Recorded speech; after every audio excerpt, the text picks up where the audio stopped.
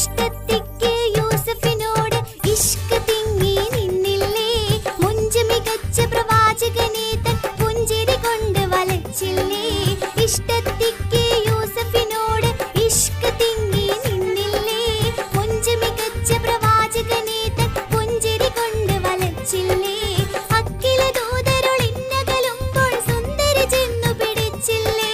പ്രേമിക്കാതെ പോകല്ലേ, ഈ പ്രേമം വിട്ടു കളയല്ലേ. അസർമുല്ല മണം വീശും കാറ്റേ വന്ന് മിസറിന്റെ കഥ പറഞ്ഞാട്ടേ. മുഖം പൊത്തി സുലൈഖപ്പൂ ബീവി പണ്ട് മുഹബ്ബത്താലല്ലേ ചിരി തൂകി.